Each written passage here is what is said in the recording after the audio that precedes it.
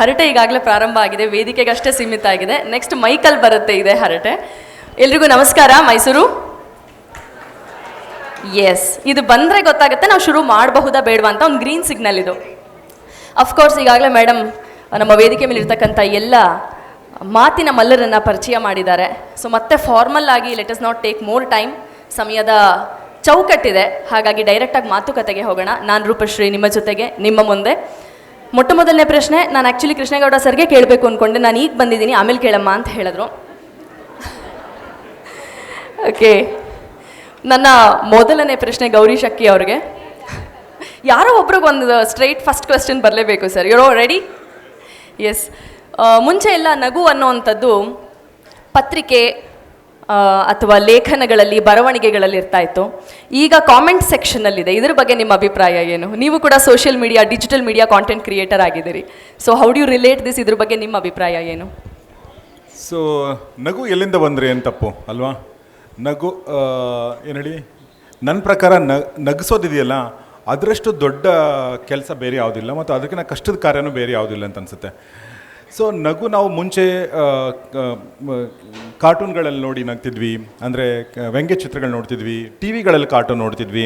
ಈಗ ಸೋಷಿಯಲ್ ಮೀಡ್ಯಾದಲ್ಲಿ ನೋಡ್ತಾ ಇದ್ವಿ. ಕಮೆಂಟ್ ಸೆಕ್ಷನ್ ಅಂತ ಏನಿಲ್ಲ, ಕಮೆಂಟ್ ಸೆಕ್ಷನಲ್ಲೂ ತುಂಬ ಅದ್ಭುತವಾದ ಕಾಮಿಡಿ ಸಿಗುತ್ತೆ.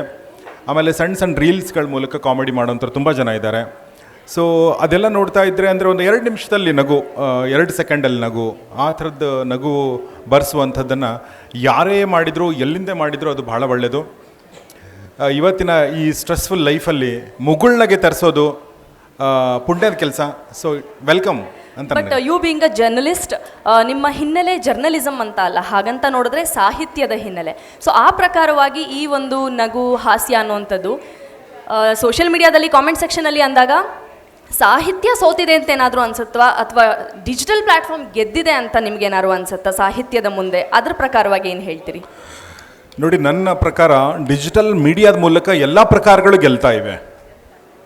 ಸೊ ಮುಂಚೆ ಸಾಹಿತ್ಯ ಅಥವಾ ರೇಡಿಯೋ ಅಥವಾ ಟಿ ವಿ ಅಥವಾ ಪುಸ್ತಕ ಅಂತ ನಾವೇನು ಅನ್ಕೋತಾ ಇದ್ವಿ, ಡಿಜಿಟಲ್ ಮೀಡಿಯಾ ಬಂದು ಎಲ್ಲರನ್ನೂ ಆಕ್ರಮಣ ಮಾಡ್ಕೊಂತು, ಅತಿಕ್ರಮಿಸ್ತು ಅಂತ ತುಂಬ ಜನ ಅಂದ್ಕೊಂಡಿದ್ದಾರೆ. ಬಟ್ ನನ್ನ ಪ್ರಕಾರ ಆ್ಯಕ್ಚುಲಿ ಡಿಜಿಟಲ್ ಮೀಡಿಯಾ ಬಂದು ಆ ಎಲ್ಲ ಪ್ರಕಾರಗಳಿಗೂ ಒಂದು ವೇದಿಕೆ ಕೊಟ್ಟಿದೆ. ನೀವು ಪುಸ್ತಕನೂ ಓದಬಹುದು ಡಿಜಿಟಲ್ ಮೀಡಿಯಾದಲ್ಲಿ, ಕೇಳಬಹುದು ಪುಸ್ತಕನ, ನೀವು ಸಂದರ್ಶನಗಳನ್ನ ಕೇಳಬಹುದು, ಸಂದರ್ಶನಗಳನ್ನ ನೋಡಬಹುದು, ಇಲ್ಲ ಸಂದರ್ಶನಗಳನ್ನ ಓದಬಹುದು. ಅಂದರೆ ನೀವು ಯಾವುದೇ ನಿಮಗೆ ಯಾವ ಥರ ಮಾಡ್ಬೇಕನ್ಸುತ್ತೆ, ಯಾವ ಪ್ರಕಾರದಲ್ಲಿ ನೀವು ನಿಮ್ಮನ್ನು ಎಕ್ಸ್ಪ್ರೆಸ್ ಮಾಡ್ಬೇಕು ಅಂದ್ಕೊಂಡಿದ್ರಿ, ಆ ಎಲ್ಲ ಪ್ರಕಾರಗಳಿಗೆ ವೇದಿಕೆ ಕೊಟ್ಟಿರುವಂಥದ್ದು ನನ್ನ ಪ್ರಕಾರ ಡಿಜಿಟಲ್ ಮೀಡಿಯಾ. ಹೀಗಾಗಿ ಅದು ಅತಿಕ್ರಮಿಸ್ಕೊಂಡಿಲ್ಲ, ಅದೊಂದು ಪ್ಲಾಟ್ಫಾರ್ಮ್ ಕೊಟ್ಟಿದೆ ಅಂತ ನನಗನ್ಸುತ್ತೆ. ಸೊ ಹೀಗಾಗಿ ಇವತ್ತಿನ ದಿನ ಪುಸ್ತಕ ಓದುಗರು ಜಾಸ್ತಿ ಆಗಿದ್ದಾರೆ, ಕೇಳುಗರು ಜಾಸ್ತಿ ಆಗಿದ್ದಾರೆ, ನೋಡುಗರು ಜಾಸ್ತಿ ಆಗಿದ್ದಾರೆ. ಎಲ್ಲಿ ನೋಡ್ತಾ ಇದ್ದಾರೆ? ಟಿ ವಿ ನೋಡ್ತಾ ಇಲ್ಲ, ಪೇಪರ್ ಓದ್ತಾ ಇಲ್ಲ. ಬದಲಾಗಿ ಅವರು ಅದೆಲ್ಲವನ್ನೂ ಮಾಡ್ತಾ ಇರೋದು ಎಲ್ಲಿ ಅಂದರೆ ಡಿಜಿಟಲ್ ಮೀಡಿಯಾದಲ್ಲಿ. ಸೊ ಹೀಗಾಗಿ let's welcome it. And it's thumb rule that ಸಾಹಿತ್ಯ ಯಾವತ್ತು ಸೋಲಲ್ಲ ಅನ್ನೋವಂಥದ್ದು. ಅದು ಯಾವ ಪ್ಲಾಟ್ಫಾರ್ಮ್ ಆದ್ರೇನು ಸಾಹಿತ್ಯಕ್ಕೆ ಸೋಲಿಲ್ಲ, ಅದೇ ನಮ್ಮ ಶಕ್ತಿ. Thank you very much sir. Thank you. ಬಹುಶಃ ಈ ಸೋಷಿಯಲ್ ಮೀಡಿಯಾ ಅವೇರ್ನೆಸ್, ಇವತ್ತು ಅವ್ರು ಹೇಳಿದ್ರು ಸೋಷಿಯಲ್ ಮೀಡಿಯಲ್ಲಿ ಯಾವ ಪ್ಲಾಟ್ಫಾರ್ಮ್ ಆದ್ರೇನು ಅಂತ. ಸೋಷಿಯಲ್ ಮೀಡಿಯಾದ ಮೂಲಕ ಅವೇರ್ನೆಸ್ ಜಾಸ್ತಿಯಾಗಿ ಒಂದು ಪಕ್ಷ ಆಸ್ಪತ್ರೆಗೆ ಹೋಗೋದು ಕಮ್ಮಿ ಆಗಬಹುದು, ಆದರೆ ದಿನೇ ದಿನೇ ENT ಕ್ಲಿನಿಕ್ಗೆ ಹೋಗೋರ ಸಂಖ್ಯೆ ಜಾಸ್ತಿ ಆಗ್ತಾ ಇದೆ. ಅಲ್ಲಿ ದೇಹಕ್ಕೆ ಒಂದು ಟ್ರೀಟ್ಮೆಂಟ್ ಸಿಗೋದೇ ಇರಬಹುದು, ಆದರೆ ಮನಸ್ಸಿಗೆ, ದಣಿದ ಮನಸ್ಸಿಗೆ ಖಂಡಿತ ಅಲ್ಲಿ ಟ್ರೀಟ್ಮೆಂಟ್ ಸಿಗುತ್ತೆ. ಕೀರ್ತಿ ಅವರೇ, ನಗುವನ್ನು, ಹಾಸ್ಯ ಅಂತ ಅನ್ನುವಂತಹ ಒಂದು ಸಬ್ಜೆಕ್ಟನ್ನು ನೀವು ಆಯ್ಕೆ ಮಾಡ್ಕೊಂಡಿದ್ದೀರಿ. ಹಾಗಾಗಿ ನೀವೆಲ್ಲರಿಗೂ ಅಚ್ಚುಮೆಚ್ಚು, ಜನಪ್ರಿಯ. ನಿಮ್ಗೇನು ಅನ್ಸುತ್ತೆ, ಜನ ನಗುನ ಮರೀತಾ ಇದ್ದಾರೆ ಅನ್ಸುತ್ತಾ, ಅಥವಾ ಒಂದು ಇಮೋಜಿಗಳಿಗೆ ಸೀಮಿತ ಆಗಿದ್ದಾರೆ ಅಂತ ಅನ್ಸುತ್ತಾ ನಿಮಗೆ? ಇಲ್ಲ, ಮೊದಲನೇದಾಗಿ ಚೆನ್ನಾಗಿ ಕಾಣ್ತಾ ಇರೋರೆಲ್ಲರಿಗೂ ನಮಸ್ಕಾರ. ಎರಡನೇದಾಗಿ ಇವ್ರು ಸ್ಕೂಲಿಗೆ ಹೋಗಿಲ್ಲ, ಆರ್ಡರ್ ಗೊತ್ತಿಲ್ಲ ಅವ್ರಿಗೆ, ಹಿಂಗೆ ಬರ್ಬೇಕು ತಾನೆ, ಒಂದು ಜಂಪ್ ಮಾಡಿ ಬರ್ತಾರೆ ಇವರು. ಎಕ್ಸ್ಪೆಕ್ಟ್ ದ ಅನ್ಎಕ್ಸ್ಪೆಕ್ಟೆಡ್ ಆಗಬೇಕು. ಸೊ ನಮ್ಮಲ್ಲಿ ನಗೋರ್ ಕೊರತೆ ಹೆಚ್ಚಾಗಿರೋದ್ರಿಂದ ನಗುನಾದ್ರು ಕೊಡಲಿ, ಇಮೋಜಿನಾದ್ರು ಕೊಡಲಿ, ತೊಗೊಳ್ಳೋಣ ಏನೋ ಒಂದು ಅಲ್ವಾ, ನಗದೇ ಇಲ್ಲ ಯಾರೂ. ಮುಂಚೆ ಎಲ್ಲ ಈ ಒಂದು ಸೋಷಿಯಲ್ ಮೀಡಿಯಲ್ಲಿ ನೋಡಿದೆ ಇತ್ತೀಚೆಗೆ, ಅಡುಗೆ ಮಾಡಿದ್ರೆ ಮೊದಲು ನೈವೇದ್ಯಕ್ಕೆ ದೇವ್ರಿಗೆ ಇಡ್ತಿದ್ರಂತೆ, ಈಗ ಮೊಬೈಲ್ಗೆ ಇಡ್ತಾರೆ, ಇನ್ಸ್ಟಾಗ್ರಾಮಲ್ಲಿ ಫೇಸ್ಬುಕ್ಕಲ್ಲಿ ಹೋಗ್ಬಿಡ್ಲಿ ಅಂತ. ಸೊ ಅದೆಲ್ಲ ಏನು ತೊಂದರೆ ಇಲ್ಲ, ಇಮೋಜಿನಾದ್ರು ಕಳಿಸಿ ಅಥವಾ ನಗುನೇ ಕಳಿಸಿ, ನಮಗೇನು ತೊಂದರೆ ಇಲ್ಲ, ಏನೋ ಒಂದು ಕಳಿಸಿ ಅಂತ. ಸುಮ್ಮನೆ ನೋಡಿ ಸುಮ್ಮನೆ ಇರೋದಕ್ಕಿಂತ ಅದು ಕಳ್ಸೋದು ಬೆಟ್ರ್ ಅಲ್ವಾ?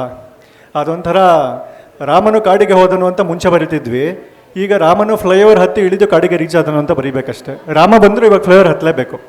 ಸೊ ಕಾಲಕ್ಕೆ ತಕ್ಕಂಗೆ ಬದಲಾಗಬೇಕು. ಇಮೋಜಿನಾದರೂ ಸರಿ, ಸ್ಮೈಲ್ ಆದರೂ ಸರಿ, ಏನೋ ಒಂದು ಕಳಿಸಿ ದಯವಿಟ್ಟು, ಸುಮ್ಮನೆ ಅಂತೂ ಇರಬೇಡಿ ಅಲ್ವಾ? ನಿಮ್ಮ ಹಾಸ್ಯಕ್ಕೆ ಡಿಜಿಟಲ್ ಪ್ಲ್ಯಾಟ್ಫಾರ್ಮಲ್ಲಿ ತುಂಬ ಜನ ನಗ್ತಾರೆ. ಮನೆಯಲ್ಲಿ ನಗು ಬರುತ್ತಾ ಅಥವಾ ಸುಮ್ಮನಿರಿ ಸಾಕು ನಿಮ್ಮ ಜೋಕು ಅಂತ ರೆಸ್ಪಾನ್ಸ್ ಇರುತ್ತಾ? ಇದು ಹೇಳಿದ್ರೆ ಡ್ಯಾಮೇಜಿಂಗ್ ಸ್ಟೇಟ್ಮೆಂಟ್ ಆಗುತ್ತೆ. ಮದುವೆ ಬೇರೆ ಆಗಿದೆ ನನಗೆ. ಮದುವೆ ಬೇರೆ ಆಗಿದೆ ಅಲ್ವಾ? ಅಂದರೆ ಸಾಮಾನ್ಯವಾಗಿ ಈ ಸಿನಿಮಾ ಟೆಕ್ನಿಷಿಯನ್ಸ್ಗೆ ಬೇರೆ ಸಿನಿಮಾಗಳನ್ನು ಎಂಜಾಯ್ ಮಾಡೋಕ್ಕಾಗಲ್ಲ. ಯಾಕಂದರೆ ಅವರು ಈ ಫ್ರೇಮ್ ಹಿಂಗಿಡಬೇಕಾಗಿತ್ತು ಹಂಗಿಡಬೇಕಾಗಿತ್ತು ಅಂತ. ನಮ್ಮ ಹೆಂಡ್ತಿದ್ದು ಅದೇ ಹಣೆ ಬರೋಣ, ಇದೆಲ್ಲ ನಿನ್ನ ಚಾನಲಲ್ಲಿ ಇಟ್ಕೊ, ಮನೇಲಿ ಬೇಡ ಅಂತಳು. ನೀವು ಹ್ಯೂಮರನ್ನು ಅಥವಾ ಹ್ಯೂಮರ್ ಅನ್ನುವಂತಹ ಎಳೆಯನ್ನೇ ಆಯ್ಕೆ ಮಾಡ್ಕೊಂಡಿದ್ಯಾಕೆ? ಕೀರ್ತಿ ಅವರಲ್ಲಿ ತುಂಬ ಶಕ್ತಿ ಇದೆ, ಬೇರೆ ಬೇರೆ ಮಜಲುಗಳನ್ನು ನೀವು ಜೀವನದಲ್ಲಿ ನೋಡಿ ಬಂದಿದ್ದೀರಿ, ಸಾಕಷ್ಟುಗಳ ಕೆಲಸಗಳನ್ನ ಮಾಡಿದ್ದೀರಿ. ಅದರಲ್ಲಿ why the line of humour? ನನಗೇ ಗೊತ್ತಿರಲಿಲ್ಲ ನನಗೆ ಶಕ್ತಿ ಇದೆ ಅಂತ. ನಿಮಗೂ ಗೊತ್ತಾಗಿದೆ ನೋಡಿ. ಎಲ್ರಿಗೂ ಗೊತ್ತಿದೆ. ಇಲ್ಲ, ನಾನು ಹ್ಯೂಮರ್ ಎಳೆನ ಆಯ್ಕೆ ಮಾಡ್ಕೊಂಡಿಲ್ಲ. ಮಾತು ಆಡಬೇಕಾದ್ರೆ ಏನಾದರೂ ಒಂದು ಸಣ್ಣ ವಿಟ್ಟಿದ್ರೆ ಅಥವಾ ಒಂದು ಸಣ್ಣ ಹಾಸ್ಯ ಇದ್ದರೆ ಜನ ನೋಡ್ಕೊಂಡು ಹೋಗ್ತಾರೇನೋ ಅಂತ ನನಗೆ ನಾನೇ ಓವರ್ ಕಾನ್ಫಿಡೆಂಟಾಗಿ ನಂಬಿ ಮಾಡಿದೆ. ಅದನ್ನು ಜನ ನೋಡ್ತಿದ್ದಾರೆ, ಅದನ್ನೇ ಟ್ರೈ ಮಾಡ್ತಾ ಇದ್ದೀನಿ ಅಷ್ಟೇ. ನಾನು ಯಾರಿಗೂ ನನ್ನ ಚಾನಲಲ್ಲಿ ಪ್ರಾಮಿಸ್ ಮಾಡಿಲ್ಲ ನಾನು ನಗಿಸ್ತೀನಿ ಅಂತ. ನೀವೇನಾದ್ರು ನಗಿಸ್ತೀನಿ ಅಂತ ಒಂದ್ಸಲಿ ಪ್ರಾಮಿಸ್ ಮಾಡಿ ಕೂತ್ಕೊಂಡ್ರೆ ಬಾರೋ ನೋಡಾಗ್ಬಿಡೋಣ ಹೆಂಗೆ ನಗಿಸ್ತೀಯ ಅಂದ್ಬಿಡ್ತಾರೆ. ಅದ್ರ ಬದಲು ಸುಮ್ಮನೆ ಆರಾಮಾಗಿ ಕಾರ್ಯಕ್ರಮ ಮಾಡ್ಕೊಂಡು ಹೋದಾಗ, ಈಗ ನಾನು ಕೃಷ್ಣೇಗೌಡ ಸರ್ನ ಇಂಟರ್ವ್ಯೂ ಮಾಡಿದಾಗ ನಾನು ನಗಿಸ್ತೀನಿ ಅಂತ ಹೇಳಲಿಲ್ಲ. ಅದೊಂಥರ by one get one free, ಹೆಸರು ಹೇಳಿದ್ರೇ ನಗು ಬರುತ್ತೆ. ಸೊ ಇವ್ರ ಹತ್ರ ಇಂಟರ್ವ್ಯೂ ಮಾಡಬೇಕಾದ್ರೆ ನಿಮಗೆ ಮಾಹಿತಿಗೂ ಕೊರತೆ ಇಲ್ಲ, ಮನೋರಂಜನೆಗೂ ಕೊರತೆ ಇಲ್ಲ, ಎರಡೂ ಕೊಡ್ತಾರೆ. ನಾವೇನು ಪ್ರಾಮಿಸ್ ಮಾಡೋ ಎಕ್ಸ್ಟ್ರಾ ಅವಶ್ಯಕತೆ ಇಲ್ಲ. ಹಾಗಾಗಿ ನಾನು ಪ್ರಾಮಿಸ್ ಮಾಡಿಲ್ಲ. ಜನಕ್ಕೆ ಅದರಲ್ಲಿ ನಮ್ಮ ಮಾತಿನಲ್ಲಿ ಏನೋ ನಗು ಬರ್ತಿದೆ ಅಂದರೆ ಅದು ಅವ್ರ ಸೌಭಾಗ್ಯ, ನಗ್ತಿದ್ದಾರೆ ಅಂತ. ಯಾಕಂದರೆ ಇತ್ತೀಚೆಗೆ ಜನ ನಗ್ತಿಲ್ವಲ್ಲ, ಸೊ ಅದೊಂದು ಖುಷಿ. ಥ್ಯಾಂಕ್ ಯು ಸೋ ಮಚ್ ಕೀರ್ತಿ ಅವರೇ. ಇನ್ನು ಒಂದು ವ್ಯಕ್ತಿ ಅಥವಾ ವ್ಯಕ್ತಿತ್ವ ಅನ್ನುವಂಥದ್ದು ಸಾರ್ವಕಾಲಿಕವಾಗಿ ಹೇಗೆ ರಿಲೆವೆಂಟ್ ಆಗಿರ್ಬೋದು ಅನ್ನೋದಕ್ಕೆ ನಮ್ಮ ಕೃಷ್ಣೇಗೌಡ್ರೆ ಸಾಕ್ಷಿ. ಬಹುಶಃ ಬರವಣಿಗೆ, ಪತ್ರಿಕೆ, ಸಾಹಿತ್ಯ ಎಲ್ಲ ಒಂದು ಎರಾಗಳನ್ನ ನೋಡ್ಕೊಂಡು ಬಂದಿದ್ದಾರೆ ಅವರು. ಡಿಜಿಟಲ್ ಮೀಡಿಯಾ ಇಲ್ಲದೇ ಇರುವ ಎರಾನು ನೋಡಿದ್ದಾರೆ, ಈಗ ಡಿಜಿಟಲ್ ಮೀಡಿಯಾ ಎರಾನು ನೋಡ್ತಾ ಇದ್ದಾರೆ, ಪಾಡ್ಕಾಸ್ಟ್ಗಳನ್ನ ಮಾಡ್ತಾ ಇದ್ದಾರೆ, ಸ್ಟ್ಯಾಂಡಪ್ ಕಾಮಿಡಿ ಒಂದು ಎರಾ ಆಯಿತು. ಎಲ್ಲ ಕಾಲಕ್ಕೂ ರಿಲೆವೆನ್ಸ್ನ ಕಾಪಾಡ್ಕೊಂಡು ಬಂದಿರತಕ್ಕಂಥವ್ರು ಕೃಷ್ಣೇಗೌಡ ಸರ್. ಸರ್, ನನ್ನ ಪ್ರಶ್ನೆ ನಿಮಗೆ, ಹರಟೆ ಅನ್ನೋವಂಥದ್ದು ಒಂದು ಟೈಮ್ ಪಾಸ್, ಅಯ್ಯೋ ಏನು ಹರಟೆ ಹೊಡಿತೀಯಾ ಸಾಕು ಸುಮ್ಮನಿರು ಅಂತ ಹೇಳೋದನ್ನು ಕೇಳಿದ್ದೀವಿ, ಅಲ್ಲಗಳಿಯೋದನ್ನ ನೋಡಿದ್ದೀವಿ. ಬಟ್ ಕನ್ನಡದ ಸಾಹಿತ್ಯ ಇರಬಹುದು, ಬದುಕು, ಬವಣೆ ಅಥವಾ ರಾಜಕೀಯ ಎಲ್ಲೇ ಹೋದರೂ ಅದು ಪ್ರಾರಂಭಿಕವಾಗೋದು ಒಂದು ಹರಟೆಯಿಂದ. ಸೊ ಹರಟೆ ಅನ್ನೋದು ನಿಮ್ಮ ಪ್ರಕಾರ ಒಂದು ಕಲೆನಾ ಅಥವಾ ಅದೊಂದು ಅಭ್ಯಾಸನಾ ಅಂತ? ಎಲ್ರಿಗೂ ನಮಸ್ಕಾರ. ಮೈಸೂರು ಸಾಹಿತ್ಯ ಸಂಭ್ರಮದ ಸಂಘಟಕರಿಗೆ ಒಂದು ಪ್ರಾರ್ಥನೆ ಅಥವಾ ಸೂಚನೆ. ಇನ್ಮೇಲೆ ನಮ್ಮಂಥವ್ರನ್ನ ಮಾತಾಡ್ಸೋಕೆ ಕೂರಿಸೋವಾಗ ಈ ಲಕ್ಷಣವಾಗಿರೋ ಹೆಣ್ಮಕ್ಳನ್ನ ಪಕ್ಕದಲ್ಲಿ ಕೂರಿಸ್ಬೇಡಿ, ನಮ್ಮನ್ನ ಯಾರೂ ನೋಡಲ್ಲ. ಆಮೇಲೆ ಚೆನ್ನಾಗಿ ಮಾತಾಡೋರ್ನೂ ಕೂರಿಸ್ಬೇಡಿ. ಈ ಪ್ರಯೋಜನಕ್ಕೆ ಇಲ್ಲದೆ ಇರೋ 4 ಜನ ಕೂರಿಸಿದ್ರೆ ನಮ್ಮ ಮಾರ್ಕೆಟ್ ನಾವು ಇಟ್ಕೋಬೋದು. ಆದ್ದರಿಂದ ಮುಂದಿನ ವರ್ಷದಿಂದ ದಯವಿಟ್ಟು ಬರಬೇಡ ತಾಯಿ. ಇದೇ ಮೊದಲು ಇದೇ ಕೊನೆ ಆಗೋಯ್ತು ಸರ್ ನನಗೆ. ಈಗ ರೂಪ ಏನು ಪ್ರಶ್ನೆ ಕೇಳಿದ್ ಮರ್ತೇ ಹೋಯ್ತು ನನಗೆ. ನಾವು ಮೇಷ್ಟ್ರುಗಳು, ಯಾವ ಪ್ರಶ್ನೆ ಕೇಳಲಿ ನಮ್ಗೆ ಗೊತ್ತಿರೋದನ್ನು ಮಾತ್ರ ಹೇಳೋದು. ಆಮೇಲೆ ನಾನು ಸ್ವಲ್ಪ ಲೇಟಾಗಿ ಬಂದೆ, ಬರುವಾಗಲೇ ಅಂದ್ಕೊಂಡೆ ಸ್ಟೂಡೆಂಟ್ಸು ಲೇಟಾಗಿ ಬರಬಾರ್ದು, ಮೇಷ್ಟ್ರು ಬೇಕಾದ್ರೆ ಲೇಟಾಗಿ ಬರ್ಬೋದು. ಅದರಿಂದ ಸ್ವಲ್ಪ ಲೇಟಾಗಿ ಬಂದಿದ್ದೀನಿ. ಅಮ್ಮ ಪ್ರಶ್ನೆ ಇನ್ನೊಂದು ಸಲ ಹೇಳ್ಬಿಡಮ್ಮ. ಹರಟೆ ಅನ್ನುವಂಥದ್ದು ಒಂದು ಅಭ್ಯಾಸ ಮಾಡಿಕೊಂಡು ಬರುವಂಥದ್ದ ಅಥವಾ ಅದೊಂದು ಕಲೆನ? ಎಲ್ಲ ಕಡೆನೂ ಹರಟೆಯಿಂದ ಎಲ್ಲವೂ ಪ್ರಾರಂಭ ಆಗುತ್ತೆ. ಒಂದು ಮೂಲ, ಯಾವುದೇ ಒಂದು ಇವಾಗ ಒಂದು ದೊಡ್ಡ ಪ್ಲ್ಯಾನ್ ಮಾಡ್ತೀವಿ, ಡೀಲ್ ಮಾಡ್ತೀವಿ ಅಂತ ಏನೇ ಟಿಪಿಕಲ್ ಆಗಿ ಹೇಳ್ತೀವಿ, ಒಂದು ಹರಟೆಯಿಂದ ಶುರುವಾಗುತ್ತೆ. ಸೊ ಹರಟೆ ಅನ್ನೋಂಥದ್ದು ಒಂದು ಕಲೆನ, ಒಂದು ಅಭ್ಯಾಸನ? ಒಂದು ಒಂದು ಒಂದು ಫಿಲಸಾಫಿಕಲ್ ಆಗಿ ಒಂದು ಮಾತು ಹೇಳ್ಬಿಡ್ತೀನಿ. ನಮಗೆ ಈ ಕಂಠ ಇರೋದು ಮಾತಾಡೋಕ್ಕೆ ಅಂತಲ್ಲ. ಕಂಠ ಮನುಷ್ಯನಿಗೆ ಮೊದಲು ದತ್ತವಾದದ್ದು, ಪ್ರಕೃತಿಯಿಂದ ದತ್ತವಾದದ್ದು ಕೂಗಾಡೋಕ್ಕೆ, ಕಿರ್ಚಾಡೋಕ್ಕೆ ಅಷ್ಟೇ. ಈ ಕಂಠವನ್ನು ಯಾವುದೋ ಕಾಲದಲ್ಲಿ ಯಾವಾಗಲೂ ಮನುಷ್ಯ ಮಾತಾಡೋದಕ್ಕೆ ಬಳಸ್ಕೊಂಡ, ಅಂದರೆ ಮಾತಾಡೋದನ್ನು ಕಲ್ತ್ಕೊಂಡ. ಮತ್ತು ಇದೇ ಕಂಠವನ್ನು ಮನುಷ್ಯ ಇನ್ಯಾವಾಗಲೂ ಮತ್ತೆ ಟೇಮ್ ಮಾಡಿ ಮಾಡಿ ಮಾಡಿ ಮಾಡಿ ಹಾಡೋದಕ್ಕೆ ಕಲ್ತ್ಕೊಂಡ. ಪ್ರಕೃತಿ ದತ್ತವಾಗಿ ಕಂಠ ಬಂದದ್ದು ಮನುಷ್ಯನಿಗೆ ಹಾಡೋಕ್ಕೆ ಅಂತಲ್ಲ. ಆಮೇಲೆ ನಮ್ಮ ಅಂಗಾಂಗಗಳೆಲ್ಲ ಇವೆಲ್ಲ ಡಾನ್ಸ್ ಮಾಡೋಕ್ಕೆ ಅಂತ ಇದ್ದವಲ್ಲ, ಕುಣಿಯೋಕ್ಕೆ ಅಂತ ಇದ್ದವಲ್ಲ. ಕಾಲಿಗೆ ಬೇರೆ ಡ್ಯೂಟಿ ಇದೆ, ಅದು ನಡೆಯೋದು ಕೆಲಸ. ಅದು ಕೈಗೆ ಬೇರೆ ಕೆಲಸ ಇದೆ, ಅದೇನಾದರೂ ಹಿಡಿಯೋದಕ್ಕೆ. ಬಾಯಿಗೆ, ಕಣ್ಣಿಗೆ, ಮೂಗಿಗೆ ಇವೆಲ್ಲ ಬೇರೆ ಬೇರೆ ಕೆಲಸ ಇದೆ. ಆದರೆ ಕಲೆ ಯಾವಾಗ ಆಗುತ್ತೆ ಅಂದರೆ, ನೈಸರ್ಗಿಕವಾದ ಯಾವುದೋ ಒಂದು ವಿಷಯವನ್ನು ಒಂದು ಆದರ್ಶಕ್ಕೆ ಎತ್ತಿದಾಗ ಆವಾಗ ಒಂದು ಕಲೆ ಹುಟ್ಟುತ್ತೆ. ತಿನ್ನೋದು ನೈಸರ್ಗಿಕವಾದ್ದು, ಮಲಗೋದು ನೈಸರ್ಗಿಕವಾದ್ದು, ನಿದ್ದೆ ಮಾಡಬೇಕು ಅನ್ನೋದು ಇವೆಲ್ಲ ನಿಸರ್ಗದತ್ತವಾದವು. ಆದರೆ ಎಲ್ಲಿ ಬೇಕಾದರೂ ಮಲಗಲ್ಲ ಅಲ್ವಾ ನಾವು, ಹೇಗೆ ಬೇಕಾದರೂ ಮಲಗೋದಿಲ್ಲ ಅಲ್ವಾ. ಈಗ ನಾವು ಚಿಕ್ಕವರಾಗಿದ್ದಾಗ ಮಕ್ಕಳು ಹೆಂಗ ಮಲಗಿರ್ತವೆ, ಆದರೆ ದೊಡ್ಡವರಾಗ್ತಿದ್ದಂಗೆ ನಾವು ನಿದ್ದೆ ಮಾಡುವಾಗ ಕೂಡ ನನ್ನ ಬಾಡಿ ಚೆನ್ನಾಗಿ ಪ್ರೆಸೆಂಟ್ ಮಾಡ್ಕೋಬೇಕು ಅಂತ ನಮ್ಮ ಮನಸ್ಸಿಗೆ ಒಂದು ಕಲಿಸ್ತೀವಿ ನೋಡಿ. ನಾವು ಹೆಂಗ ಮಲಗಲ್ಲ, ಮಕ್ಕಳು ಹಿಂಗೆ ಕಾಲು ಹಾಕೊಂಡು ಹೆಂಗೋ ಮಲಗಿರ್ತವೆ.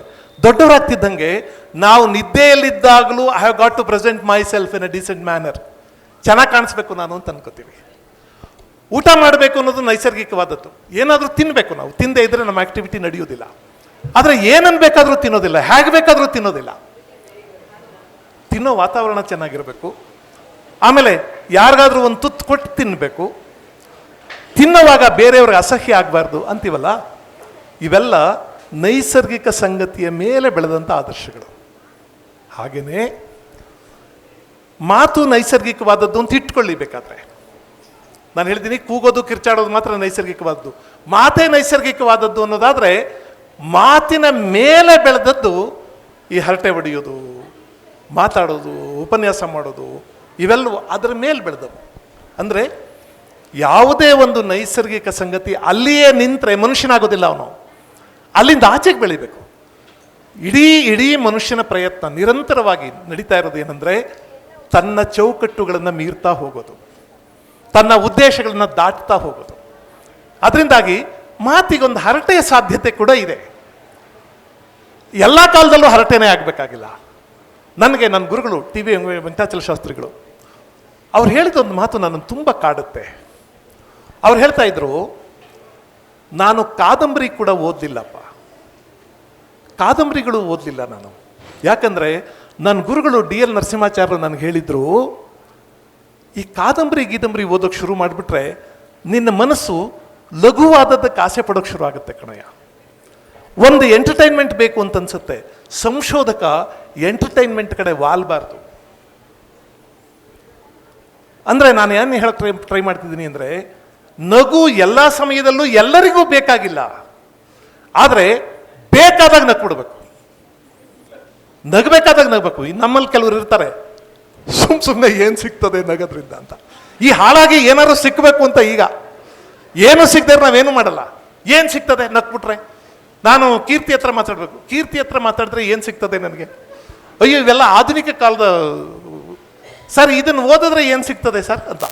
ನಾನು ಕಾಲೇಜಲ್ಲಿದ್ದೆ, ಕೆಲವರು ಪೇರೆಂಟ್ಸ್ ಬಂದು ಕೇಳೋರು, ಸರ್ ನಮ್ಮ ಹುಡುಗನಿಗೆ ಈ ಕಾಂಬಿನೇಷನ್ ಕೊಡಿಸಿದ್ದೀನಿ, ಇದು ಓದಿದ್ರೆ ಸ್ಕೋಪ್ ಇದೆಯಾ ಸರ್ ಅಂತ. ಅವನು ಆಗ್ತಾನೆ ಸೇರ್ಕೊಂಡಿದ್ದಾನೆ ಹುಡುಗ. ನಾನು ಸ್ಕೋಪ್ ಅಂದರೆ ಏನು, ಇದನ್ನು ಓದಿದ್ರೆ ಹುಡುಗ ಬುದ್ಧಿವಂತ ಆಗ್ತಾನ, ಜ್ಞಾನಿ ಆಗ್ತಾನ, ಮೇಧಾವಿ ಆಗ್ತಾನ ಹಂಗೆ ಕೇಳ್ತಾ ಇದ್ದೀರ. ಹಂಗಲ್ಲ ಸರ್, ಸ್ಕೋಪು ಅದೇಪ್ಪ, ಇದನ್ನು ಓದಿದ್ರೆ ಮುಂದೆ ಏನಾದರೂ ಸ್ಕೋಪು ಸರ್. ನಾವು ಇಲ್ಲಿಗೆ ಬಂದು ನಿಂತಿದ್ದೀವಿ, ನಕ್ರೇನು ಸಿಗುತ್ತೆ ಅಂತ. ನಮ್ಮಲ್ಲಿ ಭಾಳ ಜನ ಹೇಳ್ತಾರಲ್ಲ, ನಗೋದ್ರಿಂದ ನಿಮ್ಮ ಆರೋಗ್ಯ ವೃದ್ಧಿ ಆಗುತ್ತೆ, ನಿಮ್ಮ BP ಸರಿಯಾಗುತ್ತೆ, ನಿಮ್ಮ ಶುಗರ್ ಕಂಟ್ರೋಲ್ ಇರುತ್ತೆ, ನಿಮ್ಮ ನಾಡಿ ಮಿಡಿತ ಸರಿಯಾಗಿರುತ್ತೆ, ಮಣ್ಣು ಮಸ್ಕು ಏನೇನೋ ಆಗುತ್ತೆ. ಅದೇನೂ ಆಗಲ್ಲ ಅಂತ ಇಟ್ಕೊಳ್ಳಿ. ನಕ್ಕಾಗ ನಮ್ಮ ಮುಖಗಳು ಚೆನ್ನಾಗಿ ಕಾಣಿಸ್ತವೆ, ಅದಕ್ಕೆ ನಗಬಾರ್ದಾ? ನಮ್ಮ ಎದುರಿಗಿರೋರು ಚೆನ್ನಾಗಿರ್ತಾರೆ, ನಮ್ಮ ಸನಿಹ ಅವರಿಗೆ ಹಿತವಾಗುತ್ತೆ. ನಾನು ಅಂದ್ಕೊಂಡಿದ್ದೀನಿ, ಒಳ್ಳೆ ಬದುಕು ಯಾವುದು ಅಂದರೆ, anybody come to your proximity, ನಿಮ್ಮ ಹತ್ರ ಬಂದವ್ರಿಗೆ this is a comfort zone ಅಂತ ಅನ್ನಿಸ್ಬೇಕು. ನಿಮ್ಮ ಹತ್ರ ಬಂದವ್ರಿಗೆ ಅರೆ ನಾನು ಇಲ್ಲಿದ್ರೆ ಹಿತವಾಗಿದೆ ಅಂತ ಅನ್ನಿಸ್ಬೇಕು. ಅದು ನಗುವಿನಿಂದ ಬರುತ್ತಾ, ಅಥವಾ ಒಂದು ಟಚ್ಚಿಂದ ಬರುತ್ತಾ, ಒಂದು ಪ್ರೀತಿಯಿಂದ ಬರುತ್ತಾ, ಹೇಗಾದರೂ ಬರಲಿ, ನಿಮ್ಮ ವಲಯದಲ್ಲಿರೋದು ಅವ್ರಿಗೆ ಸಂತೋಷ ಅಂತ ಅನಿಸೋ ಹಾಗೆ ನಾವು ನಡ್ಕೋಬೇಕು. ಅದು ಹರಟೆಯಿಂದ ಬರೋದಾದ್ರೆ ಅದರಿಂದನೂ ಬರಲಿ. ಮೊನ್ನೆ ನನಗೆ ಪ್ರೊಫೆಸರ್ ಆರಾಮಿತ್ರ ಅವ್ರ ಗುಂಗಿನಲ್ಲಿದ್ದೀನಿ, ನನ್ನ ಗುರುಗಳವರು. ನನ್ನ ಮಿತಿಯಲ್ಲಿ ನಾನು ಹೇಳೋದಾದರೆ, ಹಾಸ್ಯ ಹರಟೆ ಅನ್ನೋದನ್ನು ಒಂದು ವಿದ್ವತ್ತಿನ ಎತ್ತರಕ್ಕೆ ಎತ್ತಿದವರು ಅವರು. ಮೊನ್ನೆ ಅವ್ರ ಮನೆಗೆ ಹೋಗಿದ್ದೆ, ಅವ್ರು ಮಾತಾಡ್ಸ್ಕೊಂಡು ಬರೋಣ, 92 ವರ್ಷ ಅವ್ರಿಗೆ. ಅವ್ರು ಕೂತ್ಕೊಂಡಿದ್ರು, ಅವ್ರು ಎದ್ದೇಳಬೇಕಾಗಿತ್ತು. ನಾನು ಕೈ ಕೊಟ್ಟು ಅವ್ರ ಹಸ್ತ ಹಿಡ್ಕೊಂಡು ಹೇಳಿ ಸರ್ ಅಂದೆ. ಇವತ್ತಿಲ್ಲೇ ಇರ್ತೀಯ ನೀನು ಅಂದರು. ಇಲ್ಲ ಸರ್, ಸಂಜೆ ವಾಪಸ್ ಹೋಗ್ತೀನಿ. ನಾಳೆ ಮತ್ತೆ ಬರ್ತೀಯಾ ಅಂದರು. ಇಲ್ಲ ಸರ್, ಸದ್ಯಕ್ಕೇನು ಬರಲ್ಲ ಅಂದರು. ಮತ್ತು ನಾಳೆ ಎಬ್ಸೋರು ಯಾರು ನನ್ನ? ಇವಾಗೇನೋ ಒಂದ್ಸಲ ಎಬ್ಬಿಸ್ಬಿಡ್ತೀಯ ಕಣ, ನಾಳೆ ಎಬ್ಸೋರು ಯಾರು ನನ್ನ? ಅದರಿಂದ ನಾನೇ ಎದ್ದೇಳ್ತೀನಿ ಬಿಡು ಅಂದರು. ಬದುಕನ್ನು ಸ್ವೀಕರಿಸೋ ರೀತಿ ಅದು. ನಾನು ಯಾವಾಗಲೂ ಹೇಳೋದೊಂದು ಉದಾಹರಣೆ ಇದೆ. ಎಚ್ ನರಸಿಂಹಯ್ಯನವರು ಡೆತ್ ಬೆಡ್ಡಲ್ಲಿದ್ದರು. ಭಾಳ ಒಳ್ಳೆ ಹಾಸ್ಯಪ್ರಿಯ ಎಚ್ ನರಸಿಂಹಯ್ಯನವರು. ನಾನು ತುಂಬ ಸಲ ಕಿಚಾಯಿಸಿದ್ದೀನಿ ಅವ್ರನ್ನ. ಈ ನ್ಯಾಷನಲ್ ಕಾಲೇಜಿನ ಎಲ್ಲ ಬೀಮ್ಗಳ ಮೇಲೆ ಬರೆಸಿದ್ರು, ಪ್ರಶ್ನಿಸದೆ ಏನನ್ನೂ ಒಪ್ಪಬೇಡಿ ಅಂತ. ಒಂದು ಕ್ವಶನ್ ಮಾರ್ಕು, ಪ್ರಶ್ನಿಸದೆ ಏನನ್ನೂ ಒಪ್ಪಬೇಡಿ ಅಂತ. ನಾನು ಎಚ್.ಎನ್. ಅಲ್ಲೇ ಕೂತಿದ್ರು. ನಾನು ಹೇಳಿದೆ, ಎಷ್ಟು ಚೆನ್ನಾಗಿ ಬರ್ಸಿದ್ದಾರೆ ನೋಡಿ ಸರ್ ಎಲ್ಲ ಕಡೆ, ಪ್ರಶ್ನಿಸದೆ ಏನನ್ನೂ ಒಪ್ಪಬೇಡಿ. ಬಹಳ ಒಳ್ಳೆ ವಾಕ್ಯ, ಪ್ರಶ್ನಿಸದೆ ಏನನ್ನೂ ಒಪ್ಪಬೇಡಿ. ಆ ವಾಕ್ಯವನ್ನೂ ಕೂಡ ಅವರು ಅರೆ ನಾನು ಹಿಂಗೆ ಯೋಚನೆ ಮಾಡಿರಲ್ವಲ್ಲಪ್ಪ, ನಾನು ಯೋಚನೆ ಮಾಡಿರಲಿಲ್ಲ ಅಂದರು. ಹೌದು, ಅದನ್ನು ತಾನೇ ಯಾಕೆ ಒಪ್ಪಬೇಕು? ಅಲ್ಲೊಂದು ಕ್ವಶನ್ ಮಾರ್ಕು, ಎಲ್ಲ ಕಡೆ ಕ್ವಶನ್ ಮಾರ್ಕ್ ಇದ್ದ. ನಾನು ಅದಕ್ಕೆ ತಮಾಷೆ ಮಾಡ್ತಾ ಹೇಳಿದೆ, ಸಾಮಾನ್ಯವಾಗಿ ಎಲ್ಲರೂ ಒಂದು ಪ್ರಶ್ನೆ ಕೇಳ್ತಾರೆ, ನರಸಿಂಹಯ್ಯನವರು ಯಾಕೆ ಮದುವೆ ಆಗಿಲ್ಲ ಅಂತ ಕೇಳ್ತಾರೆ. ಪ್ರಶ್ನೆ ಕೇಳೋದು ಒಂದೇ ಥರನಾ? ಎಲ್ಲರೂ ಒಂದೇ ಥರ ಪ್ರಶ್ನೆ ಕೇಳ್ತಾರೆ. ನರಸಿಂಹಯ್ಯನವ್ರು ಯಾಕೆ ಮದುವೆ ಆಗಿಲ್ಲ ಅಂತ ಕೇಳ್ತಾರೆ. ಪ್ರಶ್ನೆನ ಹೀಗೂ ಕೇಳ್ಬೋದು, ನರಸಿಂಹಯ್ಯನವ್ರನ್ನ ಯಾರೂ ಯಾಕೆ ಮದುವೆ ಆಗಿಲ್ಲ? ಏನು ಮದುವೆ ಆಗೋರು ಇವರೊಬ್ಬರೇನಾ? ಇನ್ಯಾರೋ ಹೆಣ್ಮಗಳು ಮದುವೆ ಆಗ್ಬೇಕಲ್ಲ, ಯಾರೂ ಯಾಕೆ ಮದುವೆ ಆಗಿಲ್ಲ ಅಂತ ಕೇಳಬೇಕು. ನಾನು ಉತ್ತರ ಗೊತ್ತು ನನಗೆ, ಯಾಕೆ ಮದುವೆ ಆಗಿಲ್ಲ ಅಂದರೆ, ಇವರು ಹೆಣ್ಮಕ್ಳನ್ನ ನೋಡಿದ ತಕ್ಷಣ ಮುಖದ ಮೇಲೆ ಕ್ವಶನ್ ಮಾರ್ಕ್ ನಿಂತ್ಕೋತದೆ, ಅದಕ್ಕೆ ಮದುವೆ ಆಗಿಲ್ಲ. ಹೆಣ್ಣು ನೋಡಿದ ತಕ್ಷಣ ಮುಖದ ಮೇಲೆ ನಿಲ್ಬೇಕಾದ ಒಂದು ಆಶ್ಚರ್ಯ ಸೂಚಕ ಚಿಹ್ನೆ, ಎಕ್ಸ್ಕ್ಲಮೇಷನ್ ಅಂತ ನೋಡಬೇಕು. ಇವರು ಅಂತ ನೋಡವ್ರೆ, ಯಾರೂ ಒಪ್ಕೊಂಡಿಲ್ಲ ಇವ್ರನ್ನ. ಆ ಥರ ನರಸಿಂಹಯ್ಯನವರು ಅವರು ಡೆತ್ ಬೆಡ್ಡಲ್ಲಿದ್ದರು. ನಾವು ಹೋಗಿದ್ವಿ ನೋಡೋಕ್ಕೆ ಅಂತ. ನಾನು ಅವ್ರೂರಿನವರೇ ನನ್ನ ಸ್ನೇಹಿತರು, ಮಂಜುನಾಥ್ ಅಂತ. ಇಬ್ಬರು ಹೋದ್ವಿ, ಗೌರಿಬಿದನೂರು ಹೊಸೂರಿನವ್ರು ಅವರು. ಹೋದಾಗ ಹತ್ರ ಕರೆದು, ಬಾಯ್ಲಿ ಮಂಜು ಅಂದರು. ಅವ್ರ ಹತ್ರ ಹೋದರು, ಸರ್ ಈ ಸಲ ನಾನೇನು ವಾಪಸ್ ಬರಲ್ಲಪ್ಪ, ಕೊನೆ ಗೊತ್ತಾಗ್ತಾ ಇದೆ ನನಗೆ. ಏನಿಲ್ಲ ಸುಂದರಿ ಸರ್, ಡಾಕ್ಟ್ರ್ ಹೇಳಿದ್ದಾರೆ ಹುಷಾರಾಗ್ತೀರಿ. ನನಗೆ ಗೊತ್ತಿಲ್ವೇನಪ್ಪ, ಮತ್ತೇನು ವಾಪಸ್ ಬರಲ್ಲ. ಆದರೆ ಮಂಜು, ನಾನು ತೀರ್ಕೊಂಡಾಗ ನೀನು ಊರಲ್ಲೇ ಇರಬೇಕು. ಆಮೇಲೆ ಒಣಸೌದೆ ಹಾಕಿ ಸುಟ್ಬಿಡ್ರಪ್ಪ, ಏನು ಉಳಿಬಾರ್ದು. ಒಣಸೌದೆ ಹಾಕಿ ಪುರ್ರಂತ ಹುರಿದೋಗ್ಬಿಡ್ಬೇಕು ಶರೀರ, ಸುಟ್ಟಾಕ್ಬಿಡಿ, ಏನು ಉಳಿಬಾರ್ದು. ಹಸಿ ಸೌದೆ ಹಾಕ್ಬೇಡಿ ಅಂದರು. ಸುಮ್ಮನೆ ಮಲ್ಕೊಳ್ಳಿ ಸರ್, ಒಣಗಿದ್ದೋ ಹಸಿದೋ ಯಾವುದೋ ಒಂದು ಹಾಕ್ತೀವಿ, ನಿಮ್ಗೇನು ಗೊತ್ತಾಯ್ತದ ಅಂದರು. ಇಲ್ಲಪ್ಪ, ನನಗೆ ಕೆಮ್ಮು, ಹಸಿ ಸೌದೆ ಆಗಲ್ಲ, ಹಸಿ ಸೌದೆ ಆಗಲ್ಲಪ್ಪ, ಕೆಮ್ಮು. ಆಮೇಲೆ ಸುಖವಾಗಿ ಸಂಸ್ಕಾರನೂ ಮಾಡಿಸ್ಕೊಳಕ್ಕಾಗಲ್ಲ, ನಾನು ಕೆಮ್ಕೊಂಡು ಮಲ್ಕೋಬೇಕಾಗತ್ತೆ. ಇದು ತನ್ನ ಸಾವನ್ನು ನೆನೆಸ್ಕೊಂಡು ಅಯ್ಯೋ ಬಿಟ್ಟೊಂಟಾಟಿತ್ತನಲ್ಲ ಪ್ರಪಂಚನ ಅಂತ ಒದ್ದಾಡೋರ ಮಧ್ಯೆ ಏನು ಅದ್ಭುತವಾದ ಮನುಷ್ಯ ಅಲ್ವಾ? ಅಮ್ಮ, ನಾನು ನಿಲ್ಲಿಸ್ಬೇಕಾದ್ರೆ ನೀನೇ ಹೇಳಬೇಕು. ಕೆಲವರು ಪಾಪ ಹೆಂಗೆ ಹೇಳೋದು ಅಂತಾರೆ, ನಮಗೇನು ಅಷ್ಟಮಾನ ಮರ್ಯಾದೆ ಇಲ್ಲ, ಯಾವಾಗ ಬೇಕಾದ್ರೂ ನಿಲ್ಲಿಸ್ಬೋದು. ಇನ್ನೊಂದು ವಿಷಯ ಹೇಳ್ಬಿಡ್ತೀನಿ. ಇಲ್ಲಿರುವ ಭಾಳ ಜನ ಸ್ನೇಹಿತರಿಗೆ ಗೊತ್ತು, ನಮ್ಮ ಸೋಮಶೇಖರ್ ವಿಷಯ ಹೇಳ್ತಾ ಇದ್ದೀನಿ, ಲೋಕಪ್ನವರೇ, ಬಿ ಸೋಮಶೇಖರ್ ಅವರಿಗೆ ಮೈಸೂರಿನಲ್ಲಿ ಭಾಳ ಒಳ್ಳೆ ಸಂಗೀತ ವಿದ್ವಾಂಸರು, ನಮ್ಮ JSS ಕಾಲೇಜಲ್ಲಿ ಪ್ರೊಫೆಸರ್ ಪ್ರಿನ್ಸಿಪಲ್ ಎಲ್ಲ ಆಗಿದ್ರು. ಅವರು ಭಾಳ ಹಾಸ್ಯಶೀಲವಾದ ಮನುಷ್ಯ. ಅವ್ರಿಗೊಂದು ಓಪನ್ ಹಾರ್ಟ್ ಸರ್ಜರಿ ಆಯಿತು. ಭಾಳ ಸೀರಿಯಸ್ ಸರ್ಜರಿ ಅದು.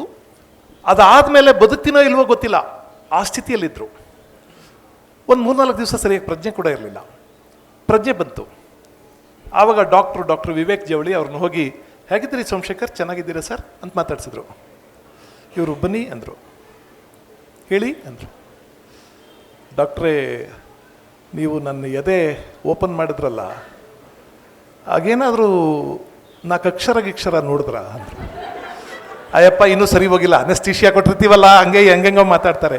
ಇರಲಿ ಸರಿ ಹೋಗ್ತೀರಾ, ಸುಮ್ಮನಿರಿ, ಒಂದು 4 ದಿವಸ ಸರಿ ಹೋಗ್ತೀರಿ ಅಂದರು. ಇಲ್ಲ, ನಾನು ಸರಿಯಾಗಿ ಮಾತಾಡ್ತಾ ಇದ್ದೀನಿ ನೋಡಿ, ಇಲ್ಲಿರೋದು ನನ್ನ ಹೆಂಡತಿ, ಇಲ್ಲಿರೋದು ನನ್ನ ಮಗ, ಎಲ್ಲ ಗೊತ್ತಾಗ್ತಾ ಇದೆ. ನೀವು ಡಾಕ್ಟರ್ ವಿವೇಕ್ ಜವಳಿ, ಎಲ್ಲ ಗೊತ್ತಾಗ್ತಾ ಇದೆ, ಕರೆಕ್ಟಾಗಿ ಮಾತಾಡ್ತಿದ್ದೀನಿ. ನೀವು ಎದೆ ಓಪನ್ ಮಾಡಿದ್ರಲ್ಲ, ಅವಾಗೇನಾದ್ರು 4 ಅಕ್ಷರ ಕಂಡ್ವಾ? ಹಳ್ಳೆ ಕತೆ, 4 ಅಕ್ಷರ ಯಾಕಿರ್ತವೆ ಅಂದರು ಅವರು. ಹೌದಾ, ನಮ್ಮ ಅಪ್ಪ ಹೇಳಿದ್ದೆ ನಿಜ ಆಯಿತು. ನಿಮ್ಮ ಅಪ್ಪ ಏನು ಹೇಳಿದ್ರು ಅಂದರೆ, ಈ ನನ್ನ ಮಗನಿಗೆ ಎದೆ ಸೀಳಿದ್ರೆ 4 ಅಕ್ಷರ ಇಲ್ಲ ಅಂತ ಬೈತಿದ್ದ ನಮ್ಮ ಅಪ್ಪ.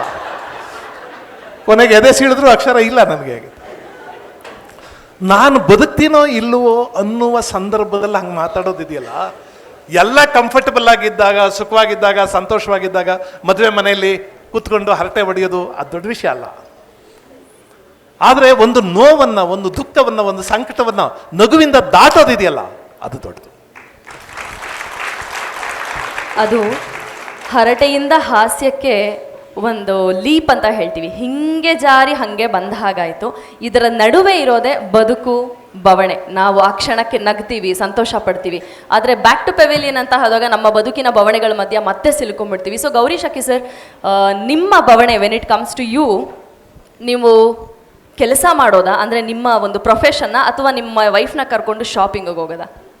ಏನು ಹೇಳಿ, ಅರ್ಥ ಆಗಲಿಲ್ಲ. ನಿಮ್ಮ ನಿಜವಾದ ಬವಣೆ ಯಾವುದು? ಓಕೆ. ನೀವು ಪ್ರೊಫೆಷ್ನಲಿ ಎಂಗೇಜ್ ಆಗಿದ್ದಾಗ ಬರೋದು ಬವಣೆನಾ, ಅಥವಾ ನಿಮ್ಮ ಮನೆಯವ್ರನ್ನ ಶಾಪಿಂಗ್ ಕರ್ಕೊಂಡು ಹೋಗಿ ಅಂತ ಅವ್ರು ಏನಾರ ಸ್ಟೇಟ್ಮೆಂಟ್ ಕೊಟ್ರೆ ಅದು ಬವಣೆಯಾಗಿ ಕಾಣುತ್ತಾ ಅಂತ?